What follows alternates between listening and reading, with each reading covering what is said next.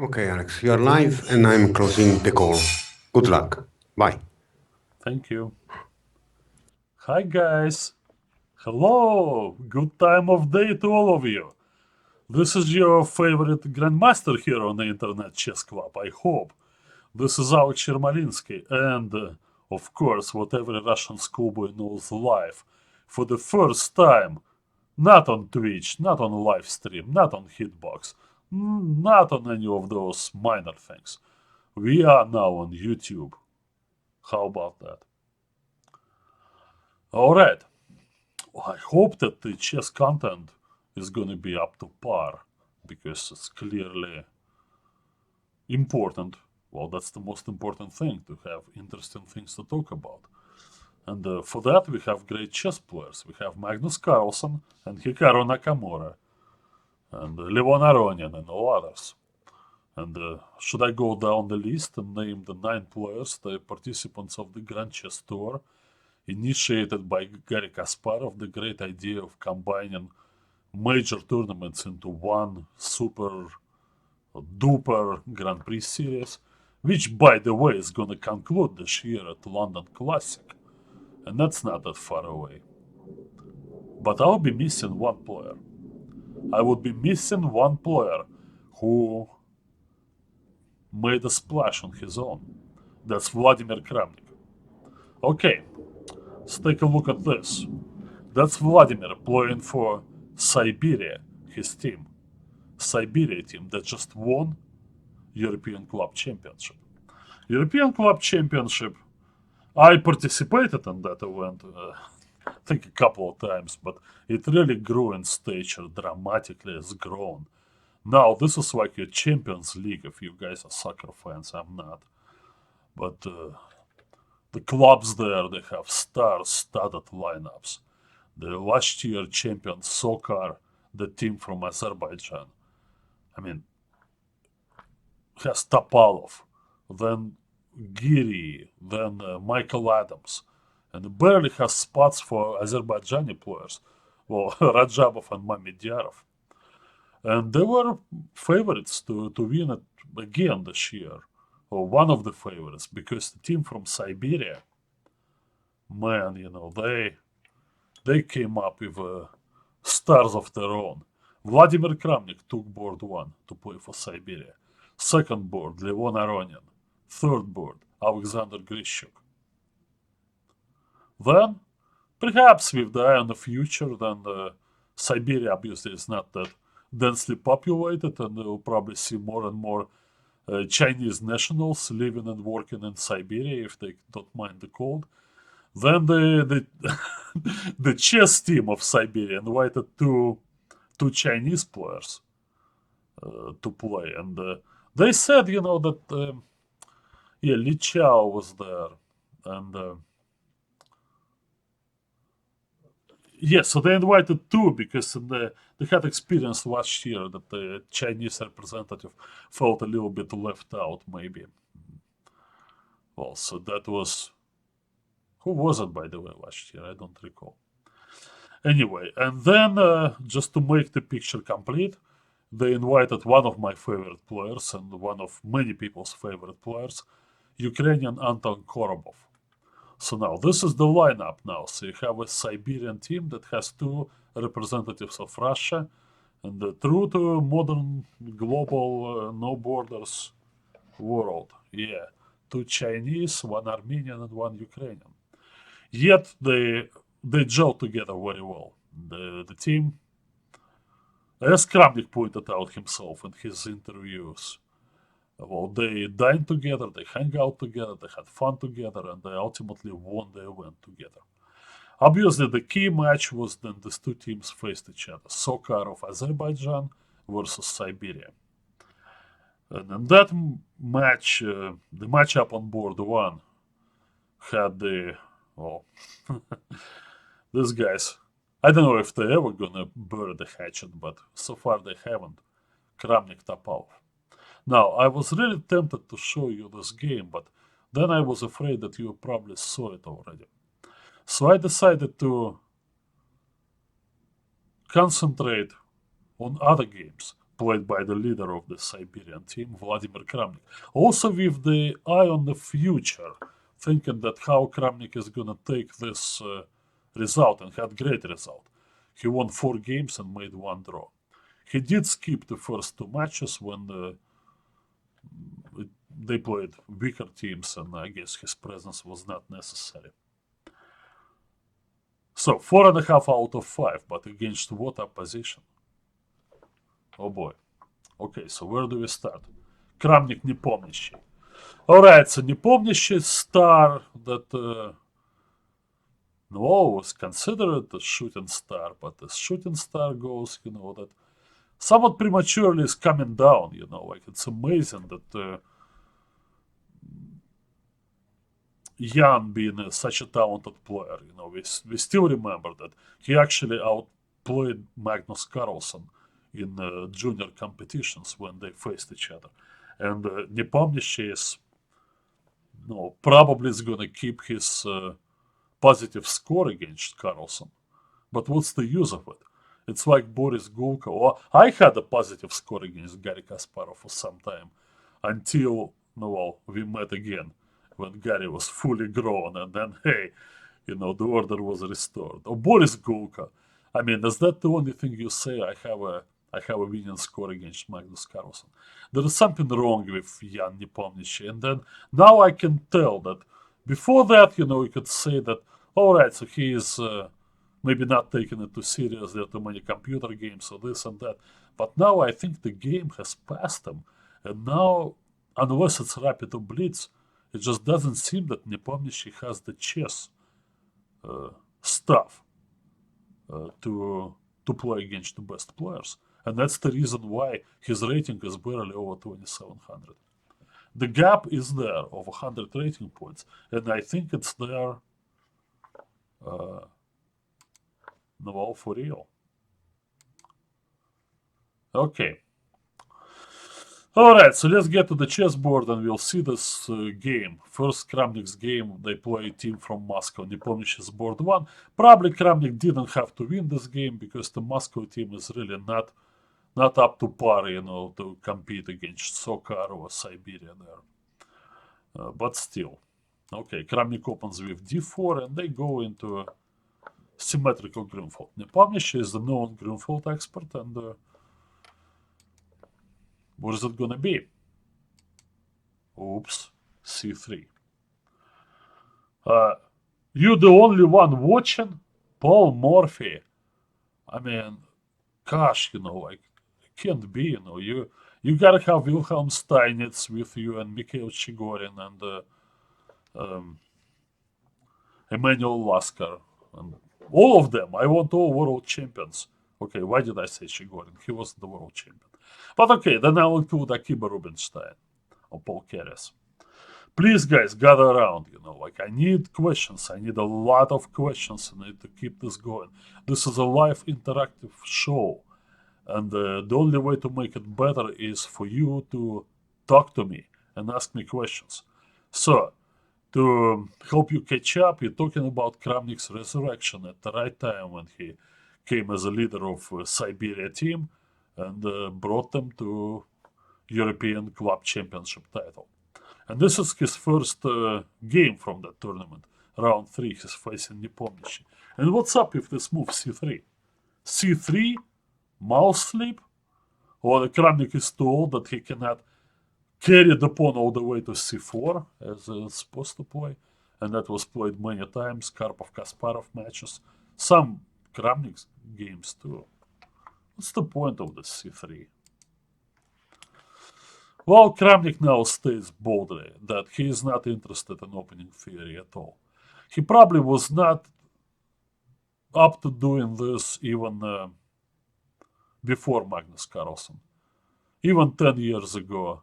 Well, he kind of had to do it because, he was a world champion and competed obviously on the highest level. And at that time, it was generally believed, because it was still a Kasparov era, that you gotta have up-to-date knowledge and skill and all topical lines, or else you're not a top-level player.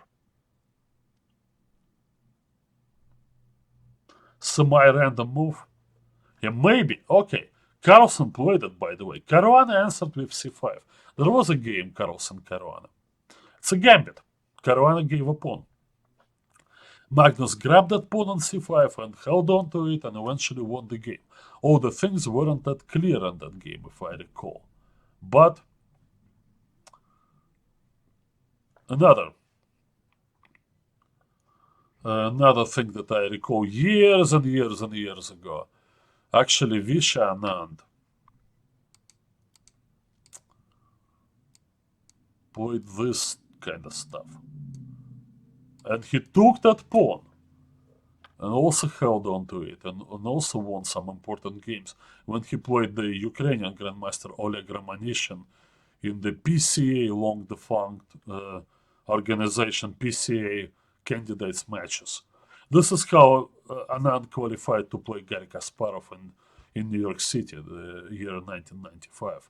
From that cycle, and I do remember that he wrote this line all the way to the match victory against Romanishin. So there is something there about winning that pawn. So Nepomniachtchi didn't feel comfortable playing c5. Alright, so he played b6. Now, is that the best move? I don't know. I mean, I myself played the Grunfeld quite a few times. You know, there is a move I like here. I like knight c6. I believe that, in general, black probably should avoid symmetry. You know, I'm always afraid of repeating my opponent's moves because white is going to be always one step ahead of you. And it's known, actually, in some symmetrical variations, such as the exchange French, that if white puts the pawn on c3, then black puts the knight on c6. So they always advise you to break up symmetry. And maybe this. I don't know, knight c6. I know it went ahead of the c pawn, but then next possibly rook a8, maybe looking to play 5. I don't know. Maybe I'll try it in some of my games if anyone will play c3, but I don't play that often anymore. Now, b6 and now c4. What about that? Gifting a tempo. But some things have changed. You know, now you can see that this pawn went there, you know, and of course there is this diagonal now. Well, Kramnik is very well known for his skill with the Catalan bishop. That fianchetted bishop on g2. And so he wants to apply same methods here, and then when black's position is certainly compromised by the move b6. Alright, this, knight e5.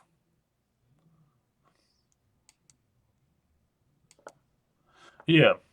Okay, so looking pretty reasonable in this situation. You know, sometimes they play the Stonewall Dutch, right? And that bishop on b7, they fianchetted the bishop on b7. And then they say, yeah, the bishop on b7 is bad.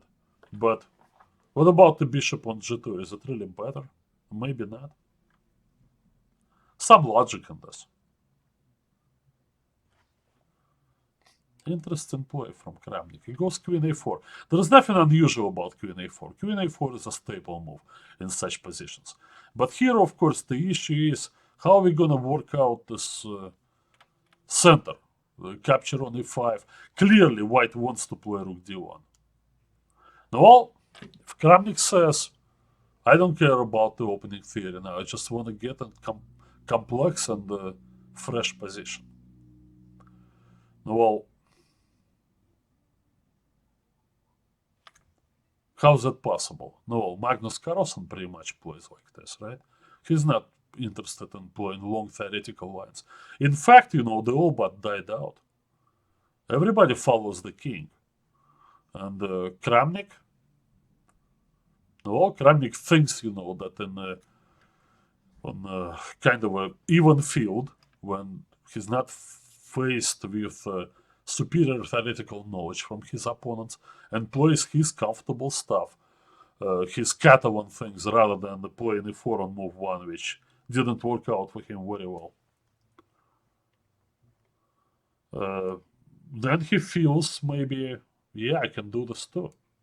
He probably has no less grounds than Magnus Carlsen to feel this way. He's a great player. Question, King Lear. The fact that computers win from random positions making people less theoretically dogmatic. No, I don't think that's. It's not that computers win or what. It's just all these long lines.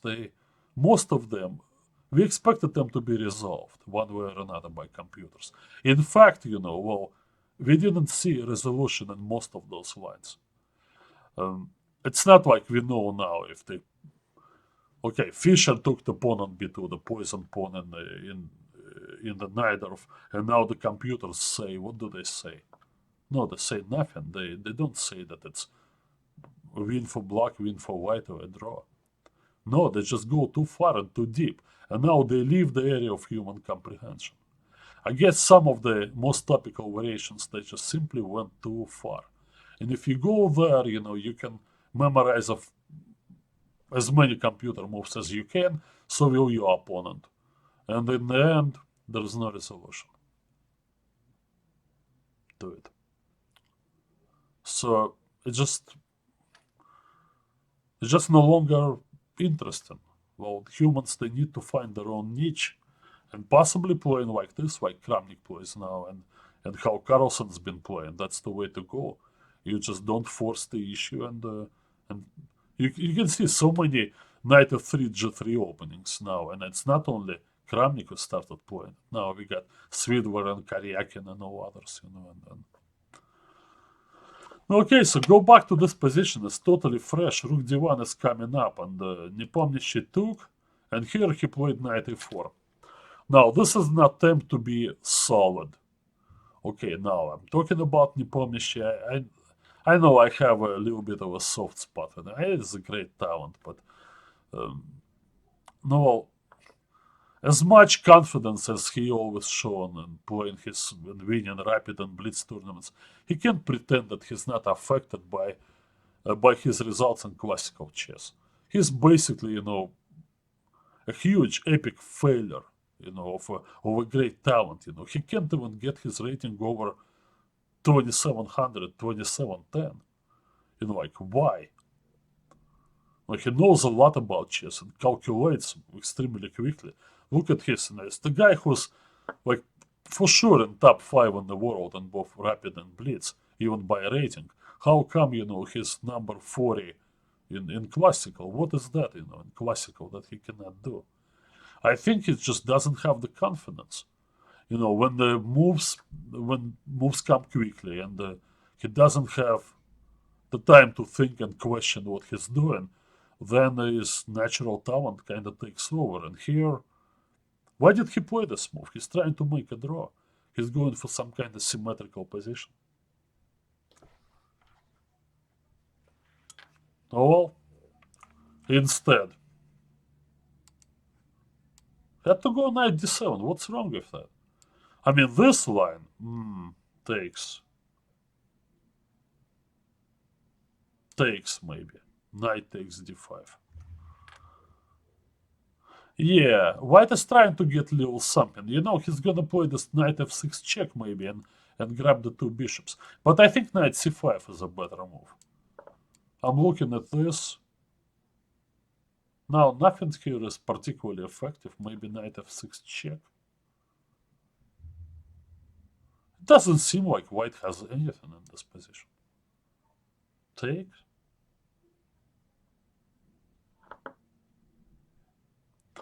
I don't know. Well, maybe white is slightly better. Maybe he thought.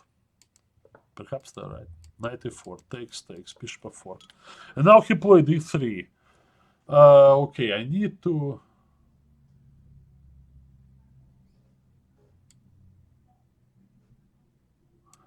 consult with my analysis here. Yeah, the move e3, I think there may be some miscalculation here on the part of Nepomniachtchi, but although I don't know what he could have done, let's look at this position. Why he's playing this? Why isn't he playing the symmetrical way? Alright, we have the symmetrical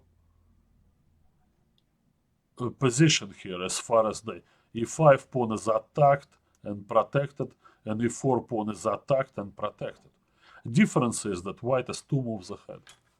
Kramnik magic. What's going on there? He starts with c3, then plays c4. Maybe he'll start his next game with c3 on move 1 and play c4 on move 2.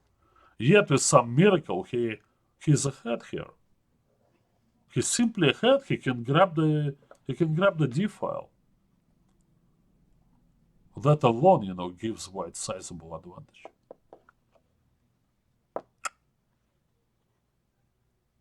Amazing, really. Huh? Okay, e3 takes and takes over there. Now there's a lot of variations here that capture on c6 is possible, but an experienced Greenfield player such as Nepomniachtchi knows that no, he's gonna take on b2 and is looking for counterplay. Kramnik, rook a d1. This move is needed to move the rook away from the attack of the black bishop. But the most important thing that Kramnik realizes here, that he should never let the b7 bishop to be exchanged for the g2 bishop. The advantage of the Catalan bishop over that unfortunate bishop is what Kramnik is playing for. And look how he does it. c5. It's a very typical move.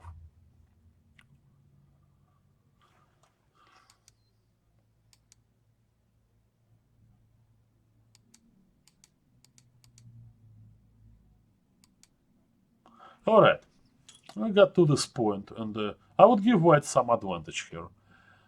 His a pawn obviously is way more dangerous passer than the c pawn, and black's having some problems with the b7 bishop, of course. Now next move is rook c1. Very nice and quiet. c5 has been ruled out. And for the next few moves, I think Nepomniachtchi did the right thing. Okay, you guys should ask me questions, How do you like the game so far?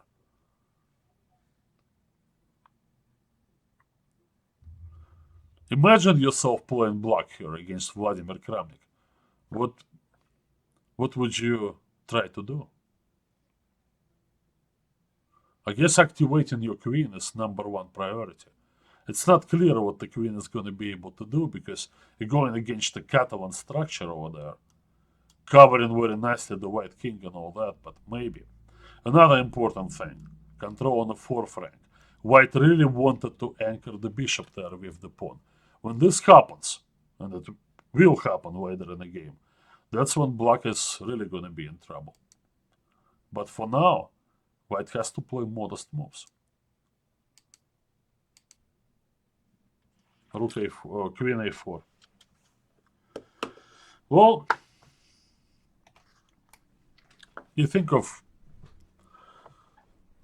over the chess careers, obviously, Kramnik's chess career is twice as long as Nepomniachtchi's and much greater, but Kramnik distinguished himself as an excellent endgame player.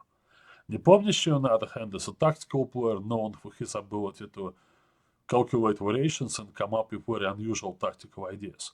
What's he doing trading queens? Somebody, tell me. Put the queen over there. Alright. Was he concerned with a4? Well, I bet he was. But right now it doesn't work on account of rook takes b6. And I get to take this rook. So white needs another move in preparation before he can launch the a-pawn forward. And that should give black the time to bring the rook over and stop a4. Of course the queen had to go to f5. Keep the queens on the board. I absolutely had to do this. Alright, off we go. Rook d1. Now. Perhaps Nepomniachtchi thought, that he can win the a2 pawn. But the attack on his unfortunate bishop is going to interfere with that. Like, for example, if you do this, then rook d7, and what do? Just can no longer do anything. The bishop has to go somewhere, and then bishop takes c6, and then the game is over. That's the exchange. So instead he had to play bishop a8. This is not the kind of move you want to play when you build up pressure on a file. Absolutely not. Every Russian schoolboy should remember that your bishops don't work very well on open files. Your rooks do. Now bishop c5. Well, the squeeze is on. I'm sure Nepomniachtchi dreamed of playing c5, giving up the c5 pawn, trading, and then attacking. It's actually funny that almost in this position, Black's best bet is to give up that pawn on c6, but to get rid of that unfortunate bishop on a8. And Kramnik, nah, he's not interested. Well, I don't know if e5, that's an attempt to shut down the white bishop, but it also opens up a lot of squares behind those pawns, and you'll see that in the game, Kramnik was able to take advantage of that. But on the other hand, I really don't know what to recommend here. Yeah, he did this. Well, increasing one's advantage through timely exchanges. The rook on a4 was there, blocking the white a-pawn from moving forward. It should be exchanged now.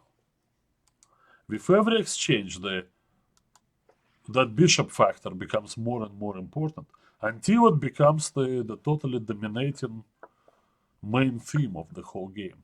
It probably already is. Alright. King g7, now the pawn forward. Yeah, Black was probably not looking to make this trade of dark square bishops. And now, well, guess what? This position is lost.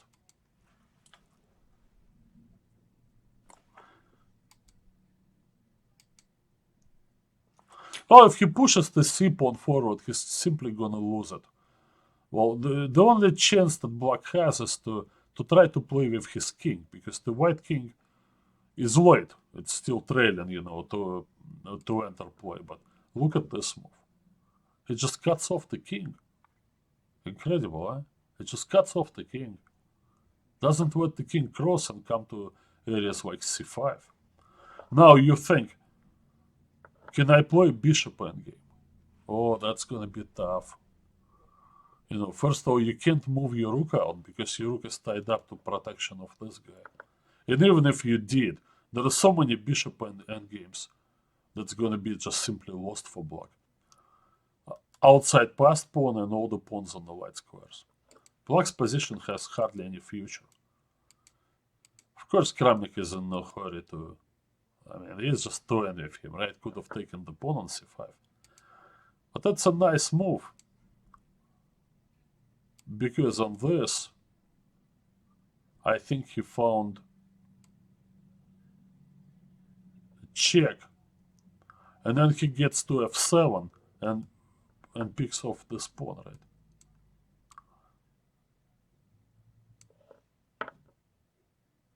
The h7 pawn is gonna be gone. I thought at some moment some crazy bishop b5, but nothing works there, you know, down the exchange. So king went to h6, now he switched over to the b file. That was basically it. The king came to c3. Skillful play, what can I say? Yeah, queen a4 was in practical sense a losing move. You just don't go to the endgame like this against the on-form Vladimir Kramnik. Alright. Last two moves there. There's just nothing to do. Well, I think Nepomniachtchi gave up because he simply couldn't come up with the next move in this position. He can't move his bishop. He can't really... He moves the rook, then he allows that, and... I mean, enough. So he gives up. Such a nice and clean victory. Well, think what you want, but, you know, usually Jan Nepomniachtchi poses problems his opponents. But he wasn't able to make a single threat against Kramnik's position. Alright. So, no, nothing new, right? Okay, Kramnik and his endgame technique. Well, he had it before, and it took him very, very far, but he also had some, obviously, other great skills and all that, you know. But to me, important is this, that as long as an older player keeps his core skills and relies on them, he's going to have a long career. Like Anand has largely always been an intuitive player, and that combined, with excellent opening preparation just makes it easy for him to play. That's why he's still a very strong player, obviously, in his mid-40s now. And yeah, so that's one good example. And notice that these guys, they stick to their guns. When all the changes they try to make, they actually did it earlier. Like Kramnik switched to e4, and then he quit in time for the Topalov match. Went back to this now with the Catalans and his expertise in technical chess is amazing. Alright, you say, but he's gonna have some games with the black pieces, so it's not gonna be that easy. Well, maybe. His next opponent is Peter Svidler. Peter, of course, plays for the St. Petersburg team. That's the Bronze Horseman. The famous sculpture of Peter the Great, the founder of the city. Well, I hail from St. Petersburg. It was called Leningrad, of course, in my time, but no, names change. The walls, they still stand over there. So the team from St. Petersburg mainly relies on their homegrown players. They have one foreigner there, and the guy who played there, who played for them for many years. That's the Cuban Grandmaster Linier Dominguez. No, it's a good team. Maybe not quite up to the level of Siberia or Sokar, but well, they go out to compete. That's round 4, I believe, of the tournament. Yeah. And Svidler's white. Very quiet, but interesting approach. White is playing the Catalan with the knight on c3. It's like mixing the Catalan with Queen's Gambit declined.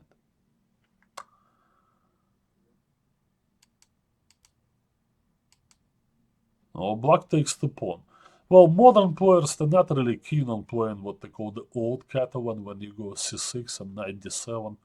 All the things are not entirely clear over there, but lines with dc4, they were always championed by Anatoly Karpov, and most modern players, they follow the trend that was established many, many years ago. Now, knight e5. Here is the thing, there's this line, right? Knight c6, and then it takes, and then they take there, and then white actually wins a pawn. Goes queen a4, and now the pawn cannot be protected. The white had to give up his white square bishop for that. Black now chooses between c5 and e5. Both moves, theoretically speaking, are sufficient. No, equalize or almost equalize. Nakamura was playing for some Italian club. We'll talk about this. But there is one difference here. Usually white has this position with his king castled and the knight on b1. Here the knight is on c3. I am not that well versed in such positions to really explain the difference to you. Maybe I can't. So I won't even try, right? But that's what Svidler was inviting, right? That's the opening he chose. Look at this. What? Queen move? White was gonna take this pawn, and now you put your queen out there, so the queen is gonna be attacked by the knight. So it's not only with the white pieces that Kramnik looks for some new unbeaten paths to play. Now also with black, which is much riskier, by the way. But this line, which I didn't know existed before I saw this game, actually occurred a few times. Now, about Nakamura. Karpov versus Kasparov. No, that 1978, that would be Korchnoi. Yeah, I'm sure that has been played. I don't really recall much of Karpov-Kasparov. Yeah, but it has been known for a long time.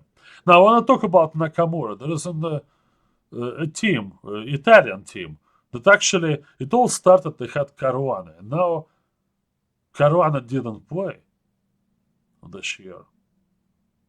I guess, I don't know, I guess Caruana's departure from Italy back to the United States, it's not that smooth, like okay, well, thank you for great times, enjoy whatever, because I'm surprised that Caruana wasn't involved in this whole thing, because he was the one, that basically was the leader of the team, Abitiva Risorgimento or something.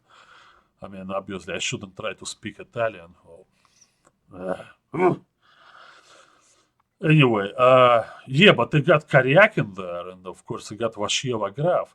I think the team is just a little softer on bottom boards, Well, Bakro was out of form. He's an experienced French grandmaster, but he didn't have a good tournament, and as the result of that, the Italians, they didn't compete for top places. But Nakamura himself didn't have a great tournament, and he tweeted and said, "That's what happens when you play too much chess in too short a period of time. You start playing badly." It was not a consensual divorce, says Internet Chess Club. No, well, okay, let's call it a no-fault divorce of modern way. Caruana divorced from Italian chess. Anyway, let's go back to this position. This is the idea. Queen on a6. I was shocked when I saw it, but it actually has been played. The main problem in the Catalan is to deal with that pressure against the b7 pawn. And now Black is thinking of using his best piece, the queen, to do this. One thing that kind of works in Black's favor is that the white knight moved about a lot already. It went from f3 to e5 and to c4, and now you don't feel like moving it again. You certainly don't. Queen's out of the way, Black's thinking of playing rook d8 and c5. Turning the tables. In many positions of the Catalan and Queen's Gambit declined, it's White who puts the rook on d1. Just like the last game with Nepomniachtchi, right? He threatened to do this. Because he got the queen out of there early. Now when the black rook comes to d8, it's gonna pressurize d4 pawn, and the white queen is uncomfortable. So, what about your first chess coach that told you not to move your queen out in the opening? And now people move their queen out in the opening? Of course, the Italian Federation wasn't happy with Caruana leaving. You take the guy, you give him, what he wanted at that moment, give him all sorts of support. I don't know if they gave him a lot of money, probably not. I don't think the Italian Chess Federation has their own Rex Sinkfeld. But anyway, they gave him the country, they gave him the flag, the anthem, the whole thing, and I don't want to. Obviously, it's hard. Caruana was born in the United States, and if you hear him speak, that you just close your eyes, like that's just a New York kid, speaking there, So yeah, I know, but let's not criticize Fabiano for what he did. But all right. Anyway, Queen b3. Now Knight c6. Now the knight goes ahead of the c pawn. How is Black going to develop? But he hits the pawn on d4. I was thinking here how to protect it. Bishop e3 would be typical. White usually needs development and more development in the Catalan. But here I thought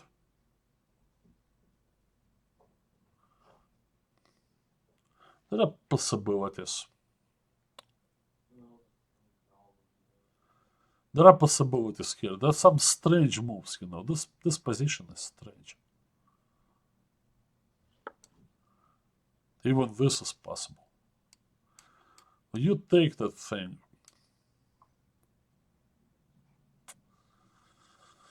Oh, I don't know. There is bishop h3. Bishop b4 is threatening. Out of nowhere, Black gets some counterplay here, and it wants to play rook d8. The pawn on d4 is quite soft, and don't forget about this check. Alright, you may say, why bother taking this pawn on taking this knight on d5? Yeah, you can do this. Sometimes white sometimes white can get away with that. Obviously, it's the pawn structure now damaged, but complete development and pressure, you're supposed to keep that bishop out of play. But then black can exchange. That's another idea of knight c6. Now I'm thinking, there's some pieces left the board, this weakness is exposed. It can be attacked with the queen from g5, the bishop from g5, and the pressure there, what pressure? You're never really threatening to take this pawn on b7. Maybe black can play e5 and get the bishop out that way.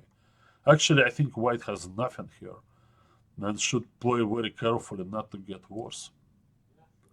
Alright, e3 was played. Now, e3 is not, it's almost never part of your Catalan setup. Somehow making these holes, it's not like black even getting there, but leaving the bishop behind the pawns. So Svidler is playing queen b5. It's actually a reasonable move, but very nice move knight b4. Look at the skillful play. He didn't bother protecting either of the pawns because they cannot be taken. Black will play the rook c8 and win the knights on the square or trap that knight on a7.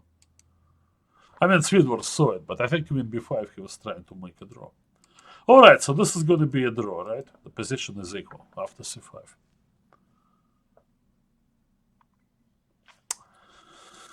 Okay. Oops! What did I just do? I pressed the wrong button. Okay, let's go back to this position. You know what's important for any team? To have a leader, right? On board one.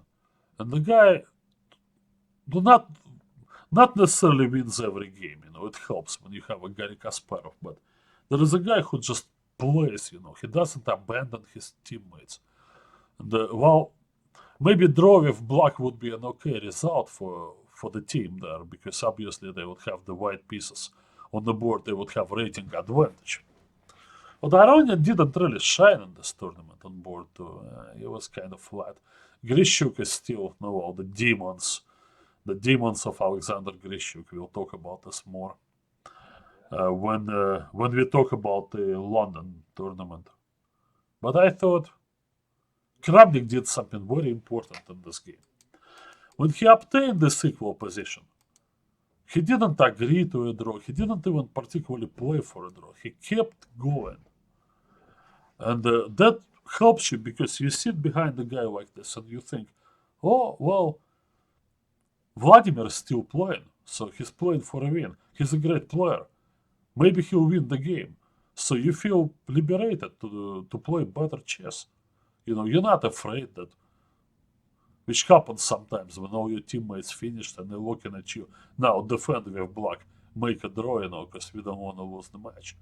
You feel more confident playing. So Kramnik provided that for Siberia team.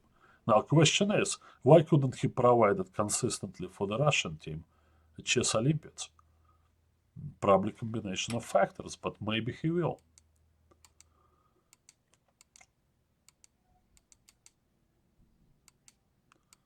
It's a bunch of moves. I'm kind of sprinting through it. And the white knight went to a5. Actually looks quite okay. There is a possibility to come to c6, or maybe swing around b7 to c5. Little Svidler knew that this knight will have a hard time getting back into the game. Now, what he must have calculated here was the move bishop b2. Peter Svidler, fantastic play in this World Cup. Well, probably played the best chess there, better than the guy he lost to in the finals, Karyakin. But Karyakin was a better fighter, but the quality of chess that Peter Svidler demonstrated in Baku was unparalleled. And now he is going to be in the candidates.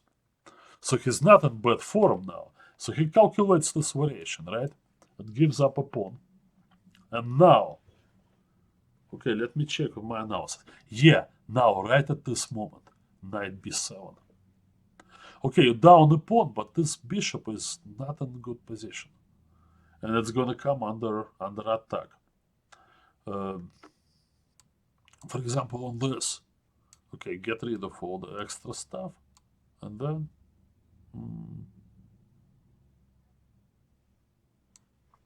maybe this. Yeah, that's another good line for white.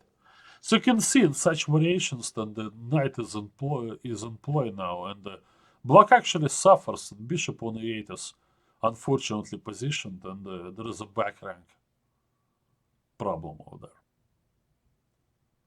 So maybe this whole thing, it's entirely possible. It just favors white.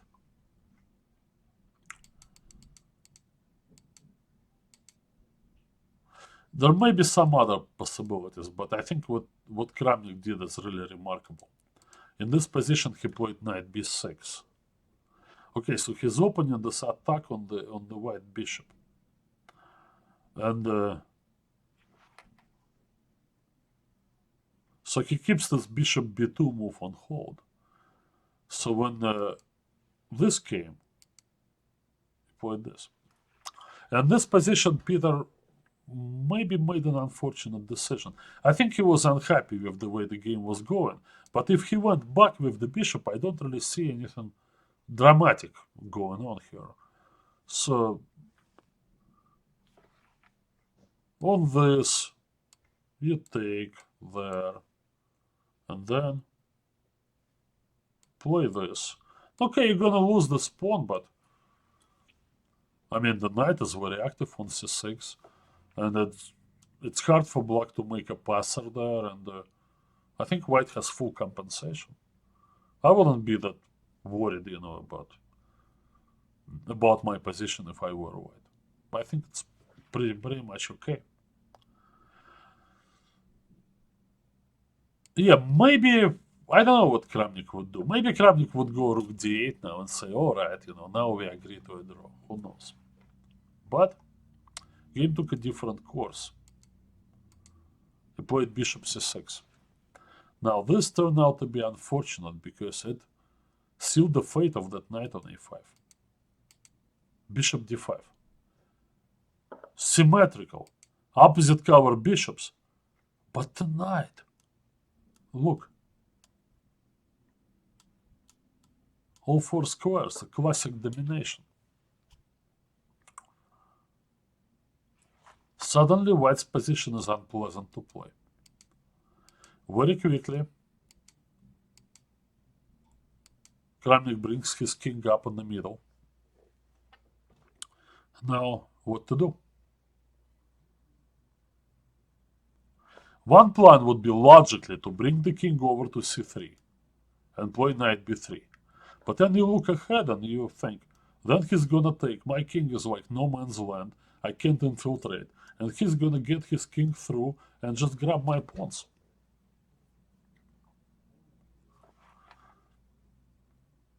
I think that's a difficult position to play, and it really doesn't allow for trivial solution.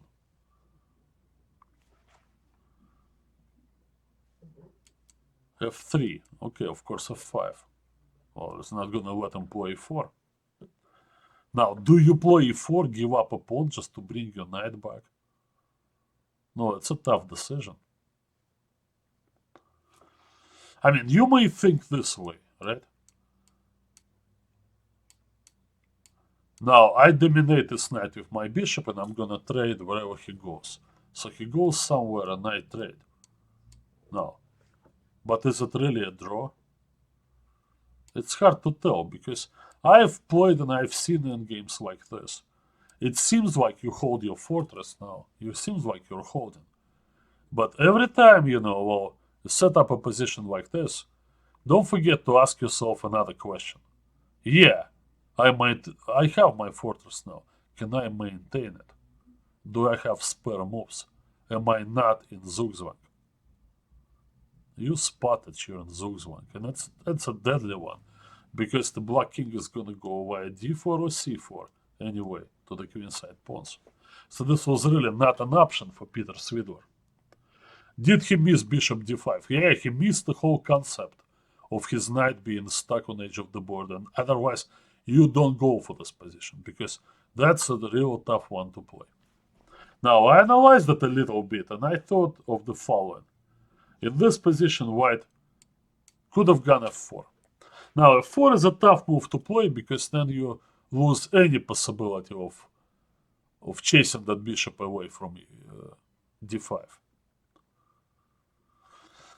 Now, things that may bother you. First of all, this move. But then, how's black gonna get around with his pieces? Obviously, he wants to move the king that way. There is another possibility for black.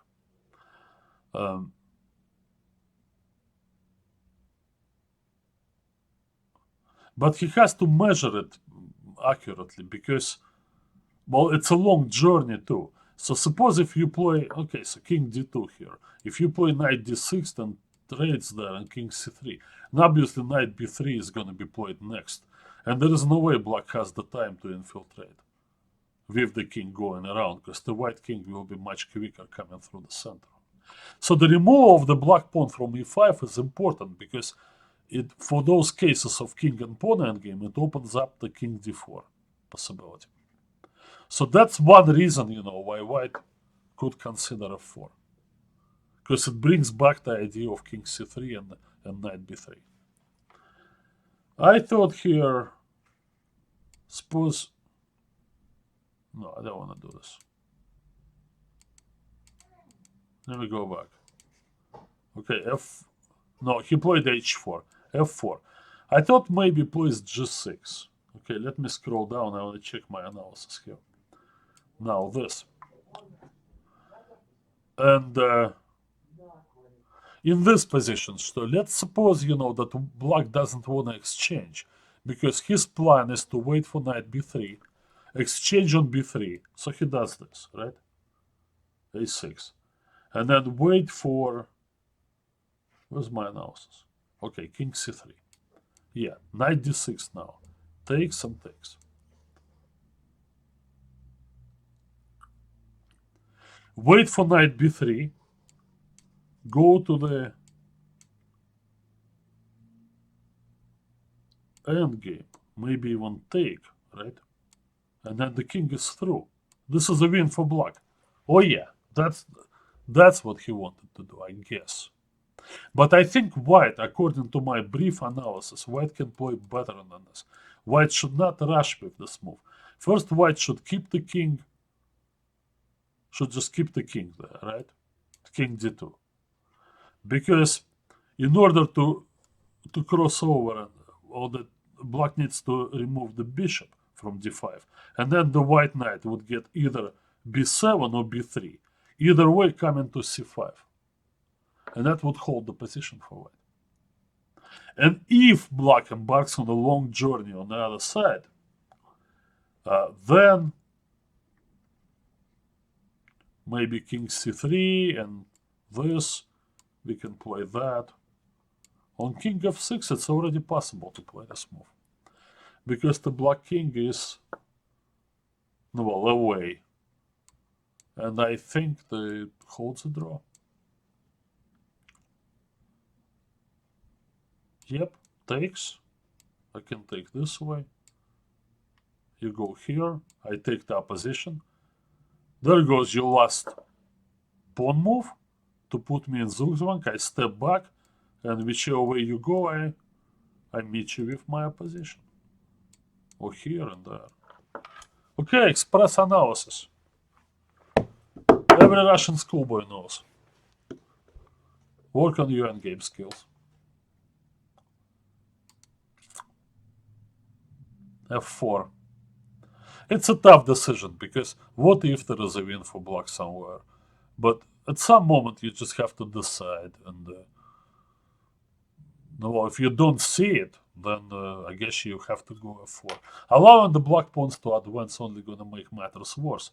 Svidler realized that and he played h4. Maybe it's not a mistake. Yeah, g6 to king f2. But he's keeping the king over there, because he never wanted to move the f3 pawn. and is tied up to it. Knight b6. Oh, that's clever. Maybe he didn't think of that. Maybe he thought, all right, I'll just trade on d6 and then defend like we saw. But then now the knight can come from b6. Obviously, you cannot take, because then your knight is not only trapped, it's also lost. Thank you. g4, that's marks of desperation. So if he waits, what was the problem? Knight here. Okay, you can grab the pawn on a7 now. Now what? How does the black knight enter? Check, for example. But I attack this knight. Check. And I attack this knight again. And there you go. I trapped the knight now, and now we're forced to go to opposite cover bishop endgame. g4 was really bizarre. No, Peter Svidler, all his great career and great accomplishments, including a recently concluded tournament over there, never been known for his skills and as a steady, tough defender of wars and games. His artistic nature somehow takes over, and he just doesn't want to be there, and particularly in endgames where it looks like, oh, he gets schooled. Okay, so, well, it's not, if he would rather lose a game, it seems to me, than allow the opponent to conduct this 20-move long plan, that would secure a place for this endgame and future endgame books. So, I don't know. Well, chess, in many ways, chess is an intellectual debate for Peter Svidler, and he just doesn't want to come across as the ignoramus who gets schooled in some kind of a long endgame. Well, okay, g4 takes.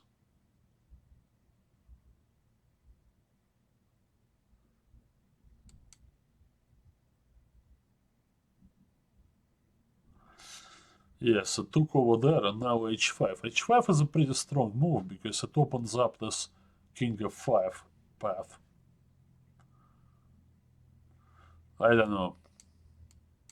I'll still go back to the same plan. Now, it looked very bad, of course, but there is a chance here. The chance is actually... No, we simply protect the pawn from e7. So black most likely is going to play the knight back to c8. Do I have a book on Ulf Anderson's endgames? No, I don't. Is there a book on his endgames? I don't know. I'm sure it's a good book if there is there. I don't really have a large book collection, guys. Anyway, here is what I'm thinking. On knight c8, this is what Svidler missed, I think. It seemed to him that now there is no stopping to this, and he's stuck, and the go into the endgame looks totally pointless. But in fact, it's not. He forgot about one thing. He forgot about the move e4. All he needs to do is just to move like that. And now, say black can do this move, right? And push the king back and do that, but then in return he's gonna lose the e5 pawn. Maybe even first it should go knight b3. And now there is a chance of saving this endgame. Maybe white pieces can somehow organize each other. And I'm thinking of one more thing, perhaps the king should go to e2, stay closer to the h pawn. So my point is that white will lose the pawn on h4, but he may be able to win the pawn on e5. e4 is not attractive, right? I allow the king to d4. Now the knight is back, and it's obviously bad. Yeah, he should have taken on h5. The position looks bad, but it looks losing after this. Kramnik. Not only he'll beat you with extra pawn in the endgame, he'll beat you with equal number of pawns, and now he will beat you when he's down a pawn. Yeah, that's Vladimir Kramnik for you. Bishop takes a7, and now knight c3. Yeah, white wasn't able to use the king to either help the knight or help the e-pawn come forward. Now it's gonna suffer some heavy material losses. Finally, the knight is out. But as the knight is out, Svidler resigned the game. Well, you think he resigned too soon? I actually don't think so. I mean, this one pawn easily holds two, and the e-pawn and the h-pawn is terribly weak. Check. Come on with the king on h3, now the e-pawn goes forward. That's the game. Yeah.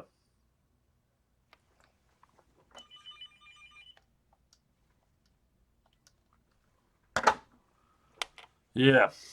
Phone was ringing. Sorry. Yeah, I don't know. I guess we can talk about luck there, that somehow all the games and I mean, obviously Kramnik beat Topalov. That's the big game that I'm leaving out of this, but I'm sure somebody will analyze it, already analyzed it, and you can find it in different sources. I'm thinking about this endgame. It really didn't seem like Kramnik was going to win this one, but I mean, his consistency and his quiet confidence, and he's confident in his strength, and he just plays the moves that he believes are right, and good things happen. I give you one last example, on this, and that's his fourth win in a row against Vasily Ivanchuk. Now, this really is, I mean, a striking example of how when you had your heart and things just go your way. So we have this position with the some advantage to white, I assume, some pressure on the d file.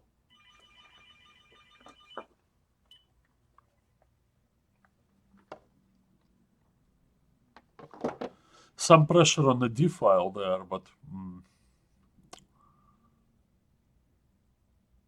I mean, it didn't seem like, that Kramnik was in trouble. So he goes, after queen d3, he brought his queen to e6. One thing there, that the knight is pinned, but there is actually a possibility of taking. For example, if white plays some kind of random move, then black can take on e3, give up the rook on d8, and take the rook on d1.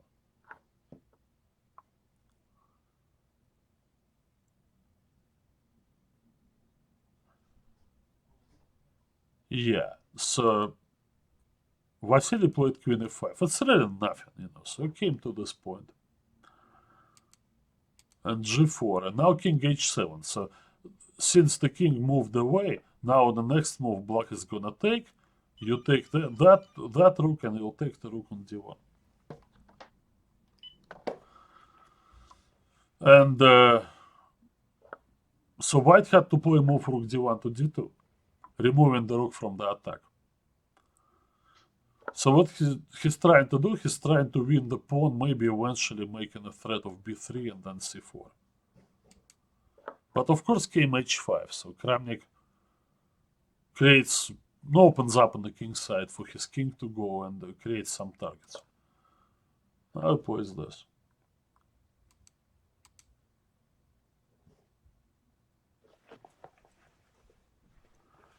a5.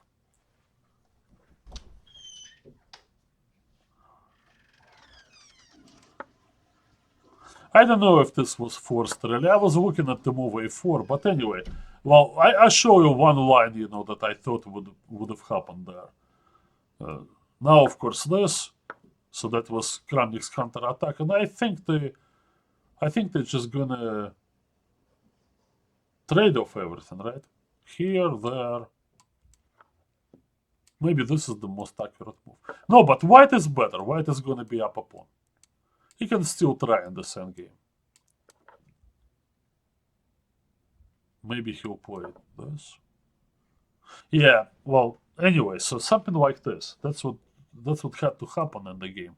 But Ivanchik was in time trouble, and I guess it just Kramnik's confidence maybe was getting on his nerves. He played this, which is good enough to make a draw.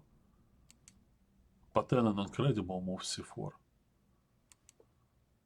It's really hard to explain this, right? So he could have done this, and the game just peters out to a draw, right? Then he's gonna go a4. How are they gonna do it? Rook takes. Maybe you can play f6 first.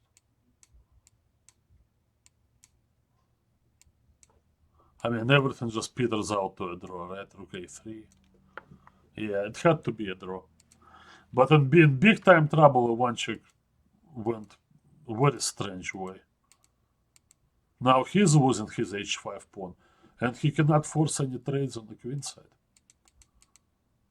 When the time control was made, no, was about to be made at this moment. Another, this time losing move was played, f4. Now, I mean, f4, it's just making the pawn weak, you know, that cannot be explained anyhow. I think white would still be fairly close to a draw if he tried to bring his king over to d4 and attack the c pawn. But f4, rook there, king f5. Hello? You can take the pawn on g7, but then you're gonna lose 2 pawns. Same way here, c5. Kramnik scores another victory and leading his team to the title of European Club Champions. The game was over in a couple of moves. So the only guy who was able to make a draw against Vladimir Kramnik was his old nemesis, Peter Leko, friend and nemesis. These guys played a World Championship match once. Now, to sum it up, guys, Kramnik gained a lot of rating points. Now he's back to top 5 in the world, so approaching 2800 again. Now, is that too late for him to qualify by rating to the candidates tournament? I am not sure. Giri was ahead of him for a long time, and Giri now dropped some rating points, but I don't know. They have to calculate all this, combine all these ratings, and come up with the average for the whole year of 2015. So I guess it's not over. But anyway, whichever way it happens, you know, like Kramnik appears to be poised, you know, to make another run at the candidate cycle and maybe play another World Championship match. Before this, we were thinking, okay, who's going to be the 8th player in the candidates? With Nakamura and Caruana and Topalov and Giri and Svidler and Anand, of course, and Karyakin already in, where there are different ways to get there. There was a nominee from host federation that organizes the candidates tournament. We thought it would be Armenia. Logical, so then Leon Aronian can play. He, after all, won the Singfield tournament in style. But now we have Kramnik and the Russians organizing.